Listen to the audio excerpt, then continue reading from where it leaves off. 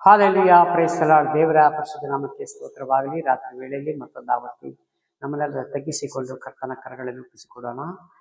ಇವತ್ತು ಒಂದು ವಾಕ್ಯ ಭಾಗಕ್ಕೆ ಹೋಗೋಣ. ಅದು ಇಬ್ರಿಯರಿಗೆ ಬರೆದ ಪತ್ರಿಕೆ 12ನೇ ಅಧ್ಯಾಯ, ಅದರಲ್ಲಿ 2ನೇ ವಚನವಾಗಿದೆ.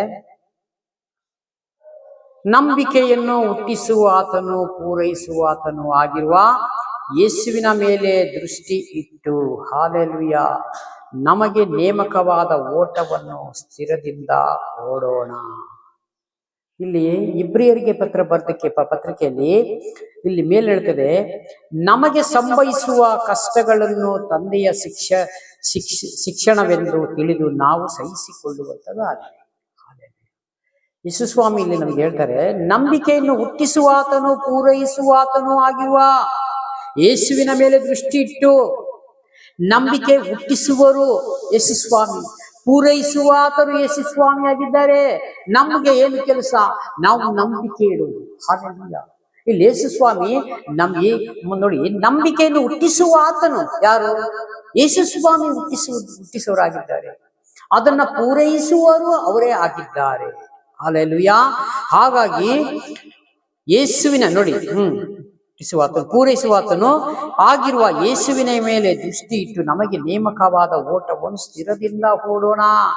ದೇವರ ದೃಷ್ಟಿಯಲ್ಲಿ ನಾವು ಯೋಗ್ಯರಾಗಿ ಕಾಣಿಸಿಕೊಂಡು ಅವರು ತೋರಿಸಿಕೊಟ್ಟಂತ ಮಾರ್ಗದಲ್ಲೇ ನಾವು ನಡೆಯೋಣ ಎಂಬುದಾಗಿ ನಾವು ಆಲೋಚನೆ ಮಾಡಿಕೊಂಡು, ಒಂದು ನಿರ್ಧಾರ ಮಾಡಿಕೊಂಡು, ವಾಕ್ಯದಲ್ಲಿ ಬೆಳೆದು. ಯಾಕಂದ್ರೆ ಇವೆಲ್ಲ ಮನುಷ್ಯನ ಬುದ್ಧಿಯಿಂದ ಸಾಲದು ಪ್ರಿಯರೇ. ಹಾಲೆಲೂಯ.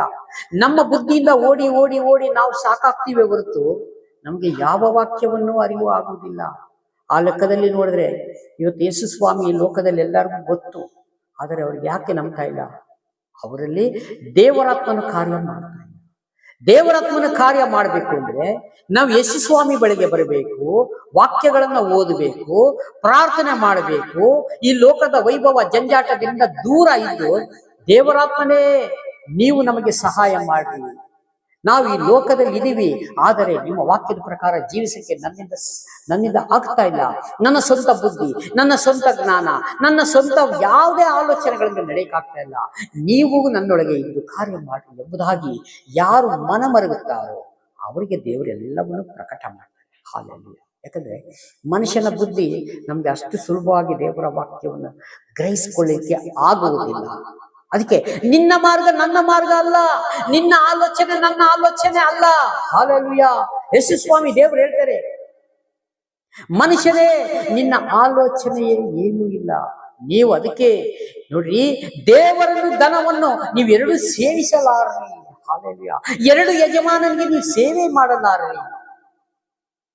ಈ ವಾಕ್ಯ ಎಷ್ಟು ಸ್ಪಷ್ಟವಾಗಿ ಹೇಳ್ತದೆ ಅಂದ್ರೆ, ನಂಬಿಕೆಯನ್ನು ಹುಟ್ಟಿಸುವಾತನು ಆತನೇ, ಪೂರೈಸುವಾತನು ಯೇಸುಸ್ವಾಮಿ. ಹಾಲೆಲೂಯ. ಈ ವಾಕ್ಯ ನಮಗೆಲ್ಲ ಒಂದು ಪಾಠವಾಗಿದೆ ಪ್ರಿಯರೇ. ಇದನ್ನ ನಾವು ಓದುತ್ತಾ ಧ್ಯಾನಿಸ್ತಾ ಇದ್ರೆ ನಿಜವಾಗ್ಲೂ ದೇವರಾತ್ಮನ ನಮ್ಮೊಳಗೆ ಕಾರ್ಯ ಮಾಡಿ, ಇದು ಸತ್ಯ, ಇದು ಸರಿ ಇಲ್ಲ, ಇದು ಹೌದು, ಇದು ಮಾಡ್ರಿ, ಈ ರೀತಿಯಾಗಿ ಜೀವಿಸಿರಿ ಎಂಬುದಾಗಿ ನಮಗೆ ಪ್ರಕಟ ಮಾಡುವುದಾಗಿದ್ದಾರೆ. ಹಾಲೆಲೂಯ. ಹಾಗಾಗಿ ನೋಡಿ, ನಮಗೆ ನೇಮಕವಾದ ಓಟವನ್ನು ಸ್ಥಿರ ಚಿತ್ತದಿಂದ ಓಡೋಣ. ಸ್ಥಿರ ಚಿತ್ತ, ನಾವು ಸ್ಥಿರವಾಗಿ ನಿಲ್ಲಬೇಕು, ಗಟ್ಟಿಯಾಗಿ ನಿಲ್ಲಬೇಕು. ಹಾಲೆಲೂಯ. ಸ್ಥಿರವಾಗಿ ನಮ್ಗೆ ಚಿತ್ತದಿಂದ, ಚಿತ್ತ ಯಾರ ಚಿತ್ತ? ದೇವರ ಚಿತ್ತ. ಹಾಲೆಲೂಯ. ಮನುಷ್ಯನ ಚಿತ್ತ, ಮನುಷ್ಯನ ಆಸೆ ಅಲ್ಲ, ದೇವರ ಚಿತ್ತವನ್ನು ಹಿಡಿದುಕೊಂಡು ನಾವು ಬಿಗಿಯಾಗಿ ಓಡೋಣ. ಈಗ ಈ ಲೋಕದಲ್ಲಿ ಒಂದು ಈಗ ಕುದುರೆಗೆ 2 ಪಟ್ಟಿಗಳನ್ನ ಕಟ್ಟಿರ್ತಾರೆ ಕಣ್ಣಿಗಳಿಗೆ. ಅದು ಯಾಕೆ ಸ್ಟ್ರೈಟ್ ಆಗಿ ಹೋಗಲಿ? ಹಾಲೆಲೂಯ. ಆತನು ಮೇಲೆ ಕುತ್ಕೊಂಡಿರೋನು ಸವಾರಿ ಮಾಡ್ಬೇಕಾದ್ರೆ ಎಡಕ್ಕೆ ಬಲಕ್ಕೆ ತಿರುಗಿದ್ರೆ ಮಾತ್ರ ಅವನ ಆತರ ಇದು ಮಾಡಿದ್ರೆ ಮಾತ್ರ ಸಾಧ್ಯ ಅದಕ್ಕೆ ತಿರುಗಲಿಕ್ಕೆ. ಇಲ್ಲ ಅಂದ್ರೆ ಅದು ಸುಮ್ಮನೆ ಓಡ್ತಾ ಇದ್ದಾನೆ. ಅದೇ ರೀತಿಯಾಗಿ ನಮ್ಮ ಓಟ ಹೇಗಿರಬೇಕು ಅಂತಂದ್ರೆ ಸ್ಥಿರ ಚಿತ್ತ, ಆದರೆ ದೇವರ ಚಿತ್ತ ಇಟ್ಕೊಂಡು ನಾವು ಸ್ಥಿರವಾಗಿ ಓಡುವುದು. ಹಾಗಾಗಿ ಇನ್ನು ಕೆಳಗಡೆ 5ನೇ ವಚನ ಹೇಳ್ತದೆ. ಅದೇ ಇಬ್ರಿಯರ ಬರೆದ ಪತ್ರಿಕೆಯಲ್ಲಿ 12ನೇ ಅಧ್ಯಾಯ 5ನೇ ವಚನ ಹೇಳ್ತದೆ, ಮಕ್ಕಳಿಗೆ ಹೇಳುವಂತೆ ನಿಮಗೆ ನಾನು ನಿಮಗೆ ಹೇಳಿದ ಎಚ್ಚರಿಕೆಯ ಮಾತನ್ನು ಮರೆತು ಬಿಟ್ಟಿರೋ.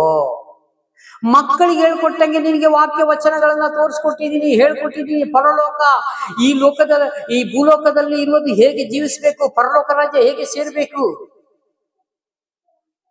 ಹಾಲೆಲೂಯಾ.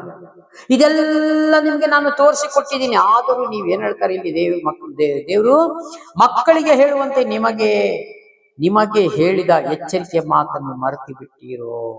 ಹಾಲೆಲೂಯಾ. ವಾಕ್ಯ ಕೇಳಿ ಮರೆತು ಬಿಡ್ತೀವಿ ಕೆಲವೊಮ್ಮೆ. ಇದೇ ವಾಕ್ಯಗಳನ್ನ ಎಷ್ಟೋ ಸಾರಿ ಪ್ರಿಯರೇ ನಾವೆಲ್ಲ ಕೇಳಿದ್ದೇವೆ, ಆದರೂ ನಾವು ಮರೆತು ಹೋಗಿರ್ತೇವೆ. ಅದಕ್ಕೆ ದೇವ್ರು ಹೇಳ್ತಾರೆ, ನಾನು ಎಚ್ಚರಿಕೆ ಮಾತನ್ನು ನಿಮ್ಗೆ ಹೇಳಿದಾಗ ನೀವು ಮರೆತು ಬಿಟ್ಟಿರೋ. ಹಾಲೆಲೂಯಾ. ಮರಿಬೇಡ್ರಿ, ಅದನ್ನ ಜ್ಞಾಪಕದಲ್ಲಿ ಇಟ್ಟುಕೊಂಡು ನಿಮ್ಮ ಓಟವನ್ನ ಸ್ಥಿರಚಿತ್ತರಾಗಿ ಓಡ್ರಿ. ಹಾಲೆಲೂಯಾ. ಅದೇನೆಂದರೆ ಮಗನೇ ಕರ್ತನ ಶಿಕ್ಷೆಯನ್ನು ತಾತ್ಸಾರ ಮಾಡಬೇಡ. ದೇವ್ರು ಹೇಳ್ತಾರೆ, ಮಗನೇ, ದೇವ್ರೆ ಮಗನೇ, ನೀವು ಕರ್ತನ ಕರ್ತನ ಶಿಕ್ಷೆಯನ್ನು ತಾತ್ಸಾರ ಮಾಡಬೇಡ. ನೀ ತಾತ್ಸಾರ ಅದನ್ನು ನೆಗ್ಲೆಕ್ಟ್ ಮಾಡಬೇಡ. ಹಾಲೆಲೂಯಾ. ಮಾಡಬೇಡ. ಆತನು ನಿನ್ನನ್ನು ಗದರಿಸುವಾಗ ಬೇಸರಗೊಳ್ಳಬೇಡ.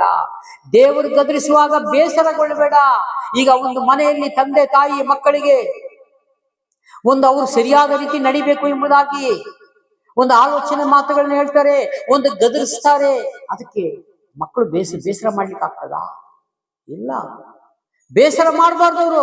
ನಮ್ಮ ತಂದೆ ತಾಯಿ ನಮ್ಮ ಯೋಗಕ್ಷೇಮವನ್ನು ವಿಚಾರಿಸುವಂತ ನಮ್ಮ ತಂದೆ ತಾಯಿ ಆಗಿದ್ದಾರೆ. ನಮ್ಗೆ ಒಳ್ಳೆ ಆಲೋಚನೆಗಳನ್ನು ಹೇಳಿಕೊಡುವಂತವರಾಗಿದ್ದಾರೆ. ಅವರ ಮಾತನ್ನ ನಾವು ಯಾವತ್ತೂ ತಾತ್ಸಾರ ಮಾಡಬಾರ್ದು, ನೆಗ್ಲೆಕ್ಟ್ ಮಾಡಬಾರ್ದು ಎಂಬುದಾಗಿ ಮಕ್ಕಳು ಅರ್ಥ ಮಾಡಿಕೊಳ್ಳಬೇಕು. ಹಾಲೆಲೂಯಾ. ಅದಕ್ಕೆ ದೇವರು ಬರೀತಾರೆ, ತಂದೆ ನಾನು ಗದರಿಸುವಾಗ ನೀನು ಬೇಸರಗೊಳ್ಳಬೇಡ, ತಾತ್ಸಾರ ಮಾಡಿಕೊಳ್ಳಬೇಡ. ಹಾಲೆಲೂಯಾ. ಕರ್ತನು ತಾನು ಪ್ರೀತಿಸುವವರನ್ನೇ ಶಿಕ್ಷಿಸುತ್ತಾನೆ. ಹಾಲೆಲೂಯಾ. ನೋಡ್ರಿ, ದೇವರು ಯಾರನ್ನ ಪ್ರೀತಿಸ್ತಾರೋ ಆತನನ್ನೇ ಶಿಕ್ಷಿಸುತ್ತಾನೆ. ಯಾಕೆ ಶಿಕ್ಷೆ ಕೊಡೋದು? ನೀವು ಈ ಲೋಕದಲ್ಲಿ ತಿದ್ದುಪಡಿ ಮಾಡಿಕೊಂಡು ಮನಮರಗಿ ಮತ್ತೆ ನನ್ನ ಕಡೆಗೆ ತಿರುಗಿಕೊಂಡರೆ ನೀವು ಭಾಗ್ಯವಂತರು. ಇವತ್ತು ನಾನೀಗ ವಾಕ್ಯದ ಪ್ರಕಾರ ಹೇಳಿಕೊಡ್ತಾ ಇದ್ದೀನಿ, ಗ್ರಂಥಗಳನ್ನ ತೋರಿಸಿಕೊಟ್ಟಿದ್ದೀನಿ, ಆಲಯಗಳನ್ನ ಕೊಟ್ಟಿದ್ದೀನಿ, ನಿಮಗೆ ಸೇವಕರನ್ನ ಕೊಟ್ಟಿದ್ದೇನೆ, ಪ್ರವಾದಿಗಳನ್ನ ಕೊಟ್ಟಿದ್ದೇನೆ, ಸುವಾರ್ತಿಕರನ್ನ ಕೊಟ್ಟಿದ್ದೇನೆ. ಎಲ್ಲರೂ ನಿಮ್ಮ ಮುಂದೆ ಇದೆ. ನೀವು ವಾಕ್ಯವನ್ನು ಧ್ಯಾನಿಸಿ ತೆಗೆದುಕೊಂಡ್ರೆ ನಿಮಗೆ ಲಾಭ. ದೇವರು ಹಾಗೆ ಹೇಳ್ತಾರೆ, ಇಲ್ಲ ಅಂದ್ರೆ ನಾನು ಏನು ಮಾಡಕ್ಕಾಗಲ್ಲಪ್ಪ. ನೀನು ನನಗೆ ವಾಕ್ಯವನ್ನು ತೋರಿಸಿಕೊಟ್ಟಿದ್ದೀನಿ, ಆದರೆ ಅದ್ರ ಪ್ರಕಾರ ನೀನು ನಡೆದಿಲ್ಲ. ನ್ಯಾಯ ವಿಚಾರಣೆ ದಿನದಲ್ಲಿ ಅವಾಗ ಏನಾಗ್ತದೆ? ಹಾಗಾಗಿ ಇವತ್ತೇ ಈಗಲೇ ದೇವರ ವಾಕ್ಯ ಹೇಳ್ತದೆ, ಶರೀರಧಾರಿಯಾಗಿರ್ಬೇಕಾದ್ರೆ ನಿಮಗೆ ಕ್ಷಮೆ ದಮೆ ಉಂಟು. ಈ ಲೋಕ ಬಿಟ್ಟ ಮೇಲೆ ಯಾವ ರೀತಿಯೂ ಕ್ಷಮೆ ದಮೆ ಇರುವುದಿಲ್ಲ. ಅಲ್ಲಿ ಹೋಗಿ ಪಶ್ಚಾತ್ತಾಪ ಪಡುವುದಕ್ಕಿಂತ ಈಗಲೇ ಮನಮರಗಿ ದೇವರ ಕರಗಳಲ್ಲಿ ನಮ್ಮನ್ನೆಲ್ಲ ಒಪ್ಪಿಸಿಕೊಟ್ಟು, ದೇವರೇ, ನಾನು ಇಂಥ ಕಡೆ ಹಿಂಜಾರಿ ಹೋಗಿದ್ದೇನೆ, ಇಂಥ ಕಡೆ ನಾನು ಪ್ರಾರ್ಥನೆಗೆ ಹೋಗ್ತಾ ಇಲ್ಲ, ಇಂಥ ಕಡೆ ವಾಕ್ಯವನ್ನು ಅನುಸರಣೆ ಮಾಡ್ತಾ ಇಲ್ಲ ಎಂಬುದಾಗಿ ಯಾರಾದರೂ ಇದ್ದರೆ ಈಗಲೇ ದೇವರ ಹತ್ರ ಒಪ್ಪಿಕೊಂಡು, ಸ್ವಾಮಿ, ನಾನು ಆಲಯಕ್ಕೆ ಬರಲಿಲ್ಲ ಸ್ವಾಮಿ, ನಾನು ಯಾವುದೋ ಎಲ್ಲೋ ಹೋಗ್ಬಿಟ್ಟಿದ್ದೆ, ಹಾಗೆ ಹೀಗೆ ಅಂತ ತಪ್ಪಿಸಿಕೊಳ್ಳುವಂಥವರು.